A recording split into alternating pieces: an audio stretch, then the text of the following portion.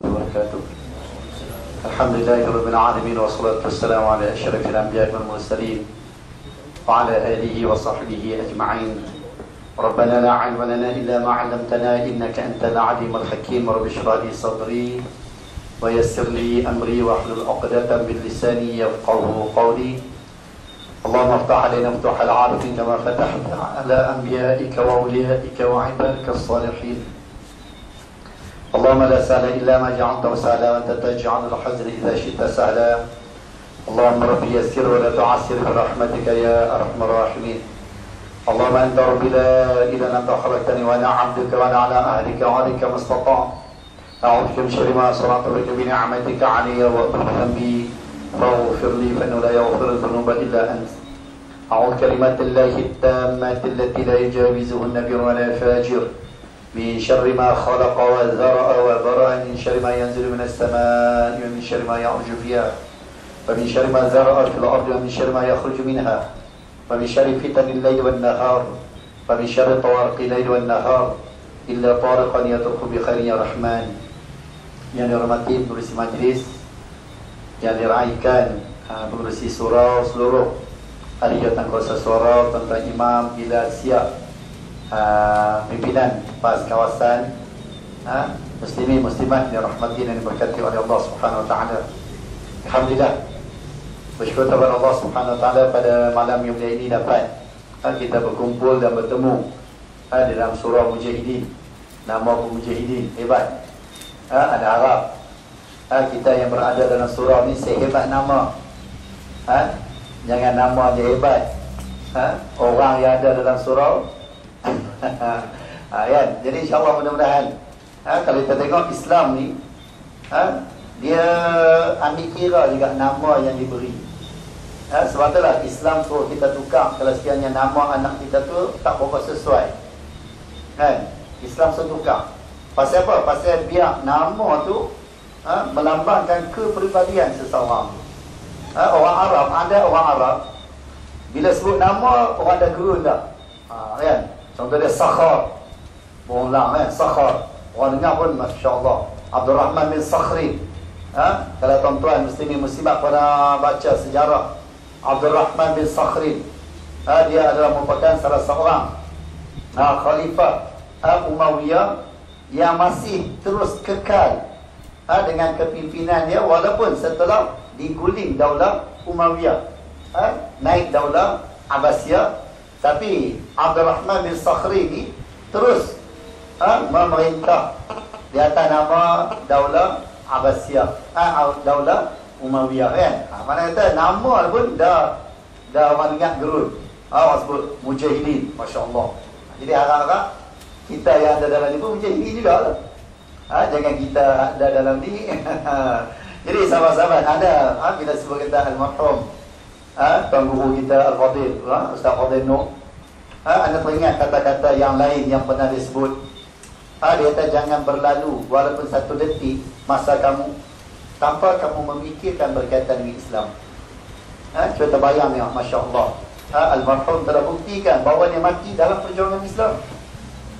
Kita tak tahu lagi kan. Harap-harap mudah-mudahan kita akan mati, hidup dalam Islam, mati pun dalam perjuangan Islam. Ini harapan kita dan doa kita kepada Allah Subhanahu wa taala. Al-Marhum telah membuktikan kata-katanya dengan perbuatannya sehingga dia mati di dalam perjuangan Islam, kan. Jadi sahabat-sahabat muslimin muslimat yang rahmati Allah, malam ni anda nak kongsilah beberapa ayat Al-Quran daripada surah Al-Mu'minun.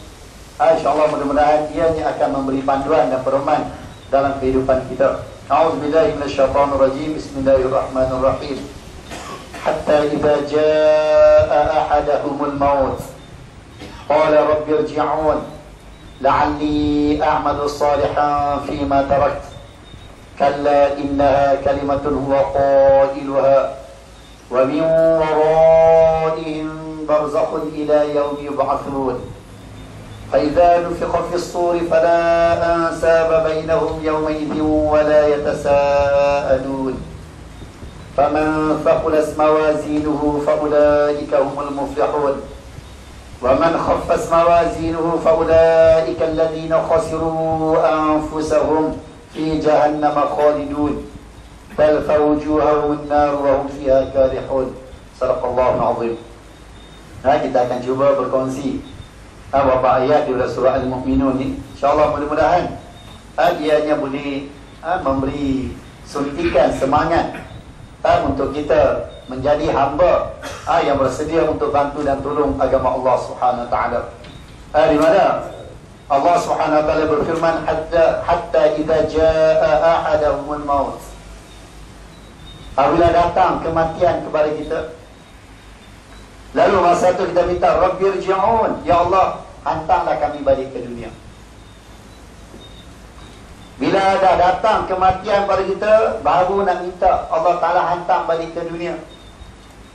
Rabbana absarna wa sami'na farji'na na'mal salihan inna muqinun. Minta kepada Allah Subhanahu Wa Ta'ala nak balik ke dunia. Pasal apa? La'alli a'malu salihan fima tarakt. Kalau aku ni boleh buat amalan soleh, kalau aku ni boleh meneruskan lagi perjuangan. Dan kalau kita baca dalam hadis Nabi SAW, yang bercita-cita nak balik ke dunia balik ni ialah orang yang mati syahid. Kerana dia telah melihat betapa hebatnya ganjaran yang Allah Ta'ala sediakan. Jadi kita sebagai pejuang Islam, orang yang berusaha untuk menegakkan agama Allah Subhanahu Wa Ta'ala, kita minta kepada Allah pasal apa? Pasal kita nak berjuang lagi, sehingga kita dapat mati dalam keadaan kita memperjuangkan agama Allah Subhanahu Wa Taala. Kerana apa? Kerana banyak balasan yang Allah Taala sediakan. Di sini memang susah. Sekarang kita tak nampak sebenarnya balasan dan ganjaran yang Allah Taala sediakan. Sekarang kita tak nampak. Bahkan kalau kita tengok apa yang diucapkan oleh almarhum kita tadi, masuk dalam PAS ni, kalau nak cari pangkat, kalau nak cari kesenangan, memang tak ada. Bahkan kebanyakannya kita tengok habis duit lagi ada. Ini benda yang akan berlaku apabila kita intimah, apabila kita masuk bersama dengan gerakan Islam. Berbeza dengan sahabat-sahabat kita belah sana. Dapat pegang satu penggal pun kira cuba tuan-tuan muslimin muslimat tengok kes yang berlaku di Kedah. Dia kes apa? Kes tak mahu jawatan je, tapi telah di-highlightkan oleh sahabat, akhirnya jadi tak tahu halal. Biasa bagi kita dalam PAS biasa, tak mahu jawatan, apa masalahnya? Bagus je lah. Yang jadi masalahnya nak jawatan, itu jadi masalah. Tapi oleh kerana musuh kita ni, dia cuba putar, lalu kita bergaduh sama kita.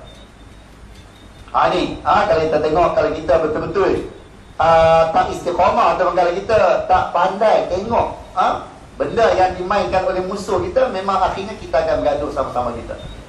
Terus sebab kita kena ingat, kalau orang tak mahu jawatan, okey, alhamdulillah, biasalah.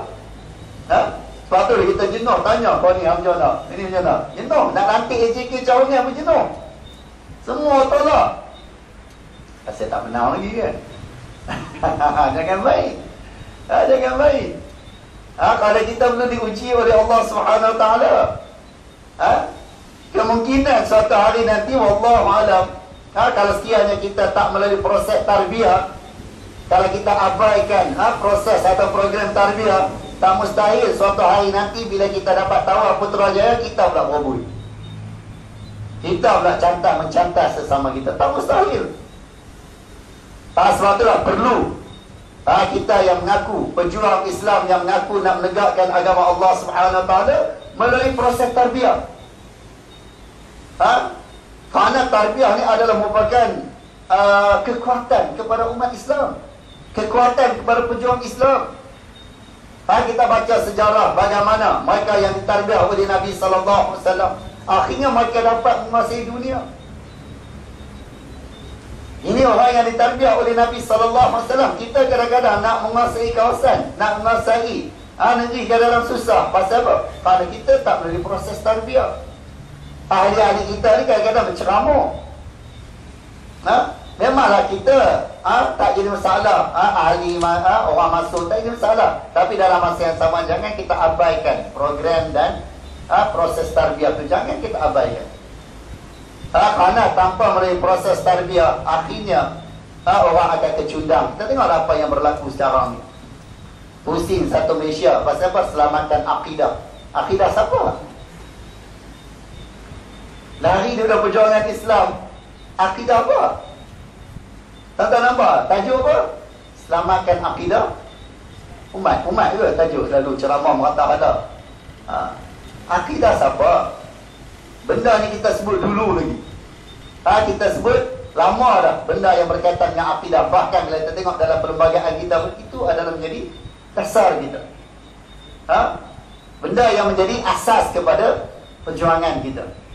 Jadi Allah Ta'ala sebut dalam ayat ni, orang yang memperjuangkan Islam minta nak balik, yang tak sembahyang, tak puasa, tak buat, memang mereka lagi nak minta balik kan. Pasal apa? La'alli a'malu salihan fima tarakt. Kalau boleh nak cover balik, nak odor balik, nak buat balik amalan yang soleh. Kita bagi kita orang yang beriman, orang yang memperjuangkan agama Islam, kita minta nak balik pasal apa? Pasal kita nak terus berjuang. Kerana kita merasai kemanisan dan kesedapan kita memperjuangkan agama Allah Subhanahu Wa Taala. Minta nak balik, nak rasa balik. Sebab dah masalah kubur tak ada buat apa, dah rehat je. Bila kita mati ni, Rasul SAW sebut dalam salah satu khutbahnya,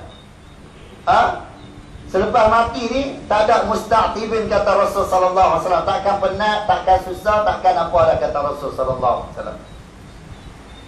Di dunia kena penat, di dunia kena susah. Di sana tak ada.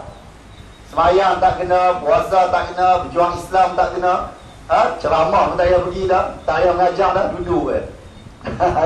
Nak hidup-hidup dalam dunia ni kena susah. Pasal apa? Pasal Allah Ta'ala cipta manusia ni dalam kesusahan. Allah Ta'ala cipta manusia ni dalam kesusahan. Laqad khalaqanal insana fi kabad.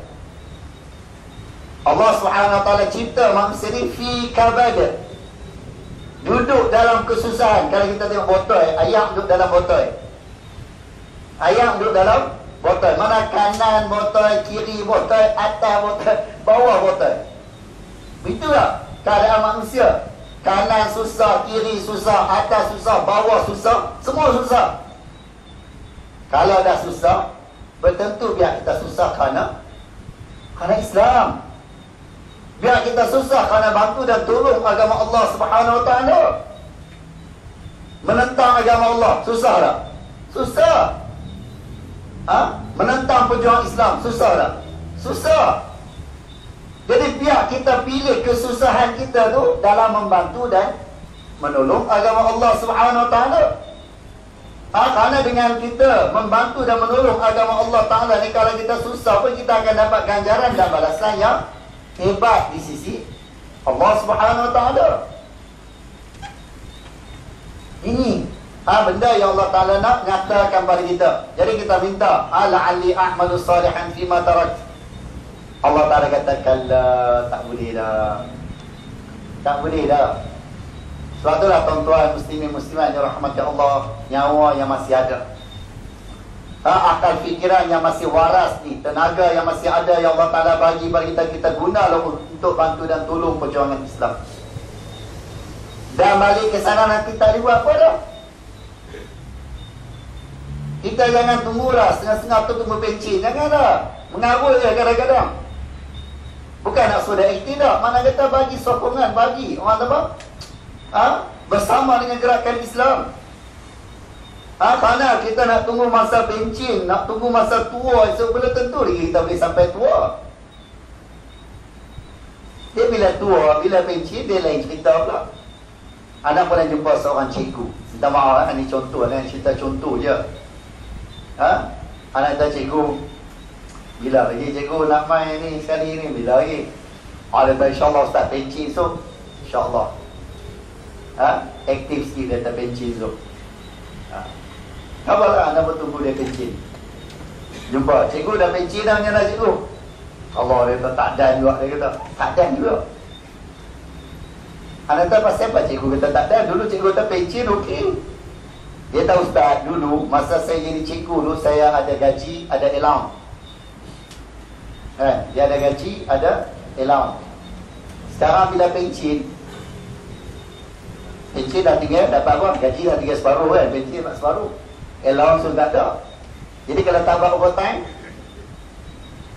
nampak? Mana kata benda ni, sahabat-sahabat muslimin muslimat, jangan kita tangguh. Bila Allah Ta'ala dah pilih kita, bila Allah Ta'ala dah bagi hidayah kepada kita, bila Allah Ta'ala dah bagi jalan yang baik kepada kita, jangan kita tangguh. Kerana Allah Subhanahu Wa Ta'ala memilih ni, dia ada masa-masa dia. Wa rabbuka yakhluqu ma yasha'u wa yakhtar. Allah Subhanahu Wa Ta'ala ni menjadi apa yang dia nak, dan dalam masa yang sama Allah juga wa yakhtar. Kita ada ustaz kita boleh tanya, Allah ni bersifat memilih. Macam mana pengurusi kita sebut tadi, dalam ramai-ramai sahabat kita ni, mungkin kita orang yang dipilih oleh Allah untuk hadir ke sini. Sahabat-sahabat kita mungkin Allah Ta'ala pilih untuk pergi ke tempat lain. Jadi bila Allah Ta'ala pilih kita menjadi pejuang Islam, bila Allah Ta'ala pilih kita untuk bantu dan tolong agama Allah Subhanahu Wa Ta'ala, jangan kita undur ke belakang. Jangan kita tolak pilihan Allah. Jangan.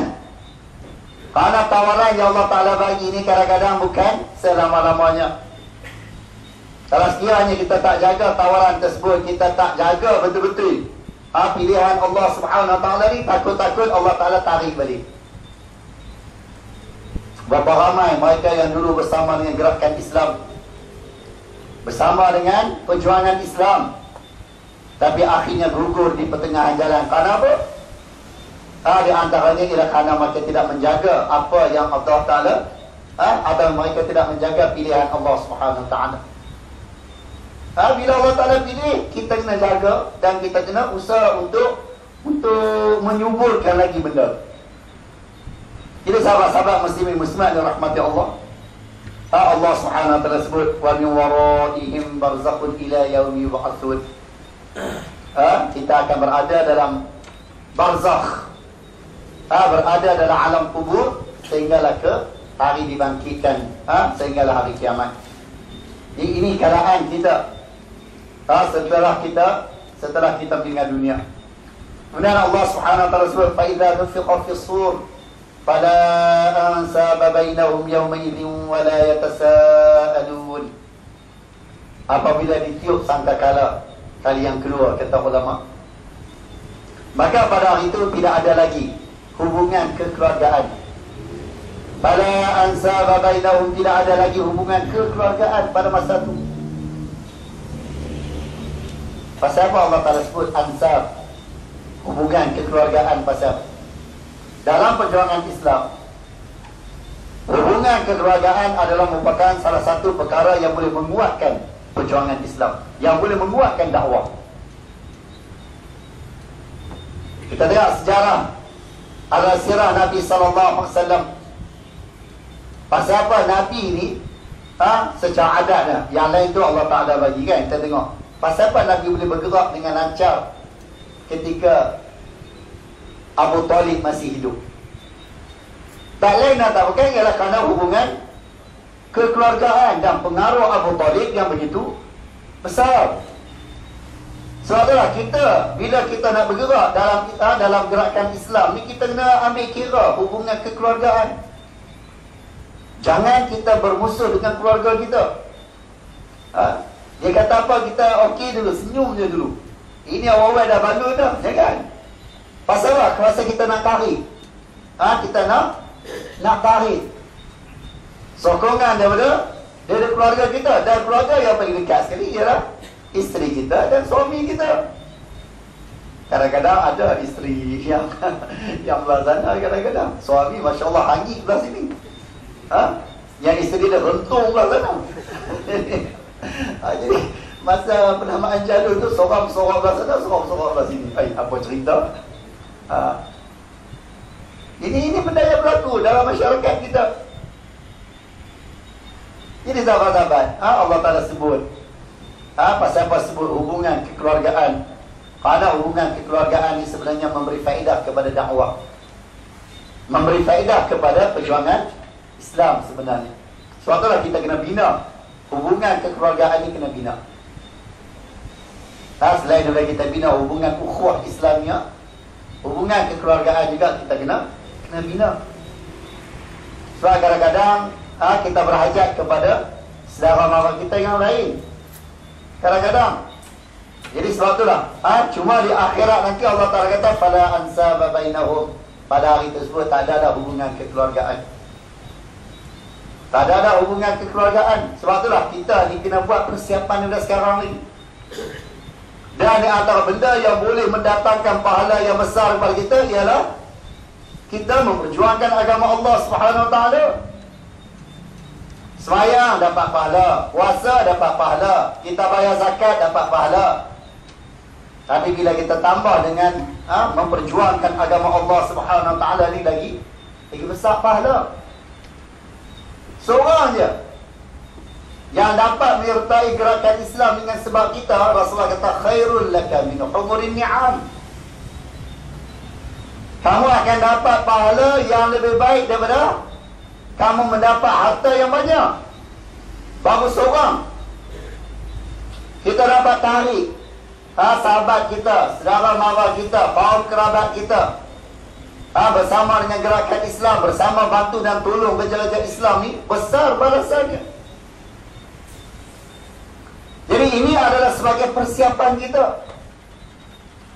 Bila balik ke sana nanti tak ada dah anak kita nak tolong kita ke, ayah kita nak tolong kita, tak ada dah masa tu. Bahkan apabila balik ke sana nanti masing-masing nak berlepas diri. Yauma yafirrul mar'u min akhi wa ummihi wa abi wa sahibatihi wa bani likulli imri'in minhum yawma idzin sya'nu yughni. Allah Ta'ala kata pada hari tersebut masing-masing nak berlepas diri, masing-masing nak lari. Lebih lagi lah bagi mereka yang ikut kumpulan ataupun orang yang sesat. Yang Allah Ta'ala sebut dalam ayat yang lain. Sehingga pengikut akan mendakwa pemimpin mereka yang telah menyesatkan mereka. Dan pada hari tersebut memang masing-masing nak berlepas diri, masing-masing nak menyelamatkan diri. Agak-agak kita di hari akhirat nanti nak dakwa ke pimpinan kita, kerana dia bawa kita bersama dengan gerakan Islam. Bagaimana kita nak dakwa ke? Tak. Bahkan kita akan rasa bersyukur. Nasib baiklah ada pimpinan kita, ada ahli datang kuasa, ada sahabat-sahabat kita yang telah menarik kita, bawa kita bersama dengan gerakan Islam. Tetapi apabila seseorang itu bersama dengan gerakan yang menentang perjuangan Islam, dia akan lari dari akhirat nanti. Kenapa? Kerana dia tahu bahawasanya pengikut dia akan dakwa dia, akan tarik dia. Sehingga disebut dalam ayat tu, Allah Ta'ala sebut mak akan lari daripada ayah, ayah akan lari daripada mak, akan lari daripada anak-anak dan sebagainya. Kenapa? Kerana takut didakwa. Likulli imri'in minhum yawma idzin sya'nu yughni, kata Allah Ta'ala. Masing-masing nak menyelamatkan diri sendiri sahaja. Jadi sebab itulah sahabat-sahabat muslimin muslimat yang rahmati Allah, kita kena guna, manfaatkan sebaik mungkin peluang yang Allah Ta'ala bagi. Peluang yang Allah Ta'ala bagi kepada kita untuk kita berkhidmat pada agama Allah Subhanahu Wa Ta'ala, kita guna sebaik mungkin. Kerana benda ni adalah sebagai penyelamat kepada kita di hari akhirat nanti. Sebagai penyelamat di ketika orang semua pakai lari daripada kita. Dalam kubur nanti di hari kiamat nanti orang semua pakai lari daripada kita, tak mau dekat dengan kita. Apa sebab? Takut kita dakwa dia. Tapi yang akan bersama dengan kita ialah amalan soleh dan perjuangan Islam yang kita buat masa kita hidup dulu. Wala yatasaalun. Allah Ta'ala kata bukan sekadar tidak ada hubungan kekeluargaan masa itu, dan dalam masa yang sama Allah Ta'ala kata wala yatasaalun. Tak boleh dah kita nak minta bantuan dan pertolongan daripada orang lain masa tu, tak boleh dah. Kita belajar bahasa Arab, yatasa'alun, bina musyarakah kan, tasa'ala yatasa'alun, bina musyarakah. Kita nak minta tolong kat dia, dia nak minta tolong kat kita, dah tak boleh dah masa tu. Tak boleh dah, tuan-tuan muslimin muslimat. Di dunia mungkin kalau kita susah, kita boleh minta tolong sahabat-sahabat kita, boleh minta tolong kawan-kawan kita. Di dunia kalau kita susah. Tapi di akhirat esok kalau kita susah, kita nak minta tolong siapa? Tidak ada orang yang akan dapat menolong kita. Siti Aisyah radhiyallahu anha pernah bertanya ke Nabi sallallahu alaihi wasallam, ya Rasulullah, atadhkuru ahlika atau atadhkuru ahlikum yaumal qiyamah?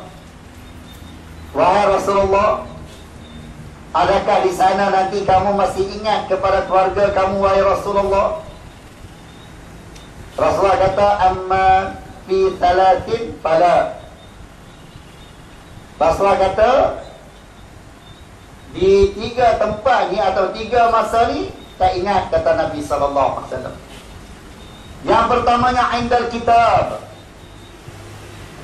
Rasulullah kata manusia akan lupa keluarga dia, akan lupa kawan qarib dia, akan lupa kekasih dia. Bila? Yang pertamanya indal kitab, ketika dia dapat suratan amalan. Bila dia dapat suratan amalan, dia akan bagi tumpuan sepenuhnya kepada isi kandungan yang ada dalam suratan tersebut. Masa dia baca suratan amalan tersebut, agak-agak dia ingat kat orang lain lah.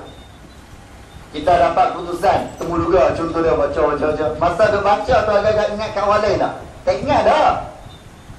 Kita hanya akan bagi tumpuan kepada keputusan yang kita dapat ya. Maka setelah kita dah selesai baca, barulah mungkin kita akan ingat kepada siapa yang akan kita cerita keputusan yang baik.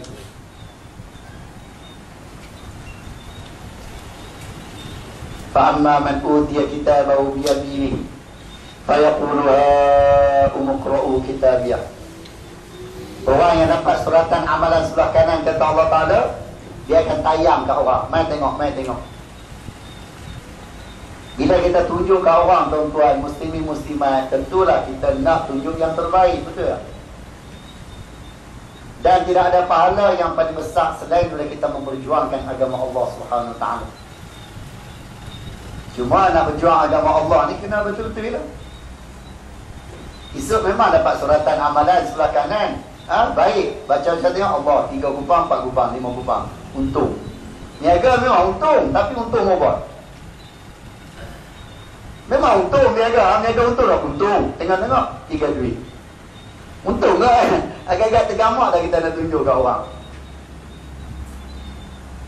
Ini sebab itulah dalam kita memperjuangkan agama Allah Subhanahu Wa Taala ni, kena usaha, kena pulut, kena pertingkatkan pengorbanan kita, masa kita, pertingkatkan usaha kita dari masa ke semasa. Jangan kita semakin mundur, jangan kita semakin ke belakang. Sama ada kita masih muda ke ataupun dah berumur, jangan kita bagi ruang.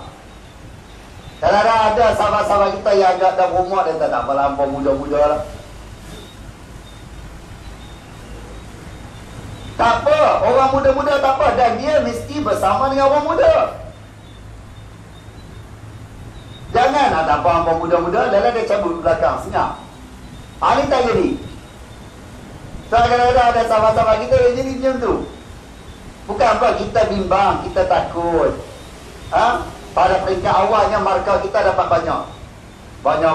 Lala tinggal sikit je markah. Ini yang kita takut, ini yang kita bimbang.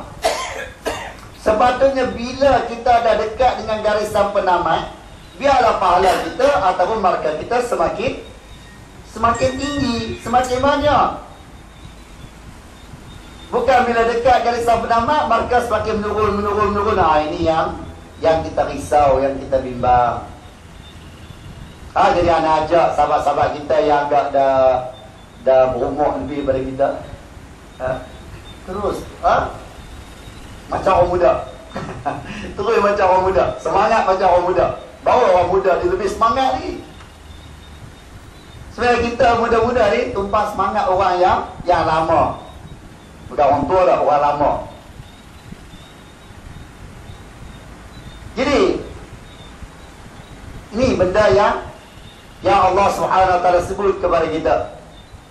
Di sana nak minta tolong tak boleh dah. Yang pertama kata Rasulullah sallallahu alaihi wasallam masa kita dapat suratan amalan. Yang kedua kata Nabi sallallahu alaihi wasallam aidan mizan. Dia ketika amalan kita ditimbang oleh Allah Subhanahu Wa Taala, masa tu tak ingat siapa dah. Tumpuan kita sepenuhnya kepada apa keputusan timbangan tersebut. Ayat Allah telah sebut di akhir ayat, faman thaqulat mawazinuhu faulaika humul muflihun, kata Allah. Siapa yang berat timbangan dia, maka dia akan termasuk dari golongan orang yang berjaya. Wa man khaffas mawazinuhu faulaika hum wa man khaffas mawazinuhu wa man khaffas mawazinuhu faulaika alladhina khasiru anfusahum. Orang yang ringan timbangan dia akan termasuk dalam golongan orang yang rugi dari akhirat nanti. Alhamdulillah. Masuk dalam golongan orang yang rugi bukan senang. Kita di dunia ni pun kita tak mau bersama dengan orang rugi kita dah. Di dunia ni. Sedangkan di dunia ni kan ada apa pun. Rugi ke, untung ke, bila mati selesai. Pada tak terang mana, tak terang mana. Tapi kalau sekiranya di akhirat nanti Allah Ta'ala kumpulkan bersama dengan orang yang rugi, macam mana kita rasa masa tu? Na'udzubillah min zalik. Dan yang ketiganya kata Nabi SAW ialah indah surah. Di ketika kita melintasi titik siratal mustaqim, masa tu tak ingat kat siapa dah. Masa kita melintasi titik siratal mustaqim, masa tu tak ingat kat siapa dah. Hatta kalau ada anak kita ke saudara mara kita yang nak jerelui jatuh, kita takkan terasa dalam hati ni nak selamatkan dia. Takkan terlintas dalam hati nak pergi sambak tangan dia. Tak ada. Berbeza dengan keadaan kita di dunia. Kalau kita lintas titi bersama dengan anak-anak kita, kita akan jaga keselamatan anak-anak kita lebih daripada kita jaga keselamatan diri kita sendiri. Tapi di tempat yang macam tu, kata Nabi SAW, orang tak ingat dah kekeluargaan, tak ingat dah hubungan kekeluargaan, dah tak ingat dah masa tu. Jadi sebab itulah sahabat-sahabat muslimin muslimat yang rahmati Allah, kita guna sebaik mungkin peluang dan ruang yang masih ada ni. Kerana kita mesti ingat, bila kita masuk dalam perjuangan Islam, macam-macam ujian kita akan hadapi. Macam-macam ujian. Diuji dengan kemenangan, diuji dengan kekalahan, diuji dengan kesenangan, diuji dengan kesusahan. Bahkan Nabi SAW telah pesan pada kita, sebenarnya dia tak bimbang kalau sekiranya Allah Ta'ala uji kita dengan kesusahan. Tetapi yang Rasulullah bimbang ialah Allah Ta'ala uji kita dengan kesenangan. Fatanafasuha kama tanafasuha. Kata Nabi SAW, kamu akan berlumba-lumba, berebut-rebut. Hanya kita risau, ini yang kita bimbang. Anda selalu pesan pada sahabat-sahabat kita, untuk diri anda dan kita semua. Kita dah nampak pas di ambang kemenangan. Ciri-ciri cahaya kemenangan tu sikit sebanyak kita dah nampak.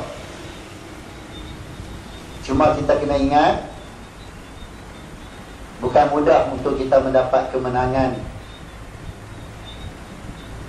kalau sekiranya kita tidak dalam keadaan bersedia. Dan kita bimbang Allah Ta'ala bagi kemenangan, dia tarik balik. Macam mana Allah Ta'ala uji kita, dia bagi 11 bulan, dia tarik balik. Pasal apa? Kebanyakan kita wallahu a'lam masih belum bersedia untuk menerima kemenangan tersebut. Maka Allah Ta'ala cipta asbab. Allah Ta'ala cipta asbab. Kadang-kadang benda-benda ni bukan apa, benda ni anda nak bawa kepada yang lebih positif. Kita kalau pandang negatif, memang kita salahkan mereka yang rompat tu. Kan? Betul, memang mereka memang salah. Tapi nak pujuk diri kita, kita kena pandang yang positif. Apa dia?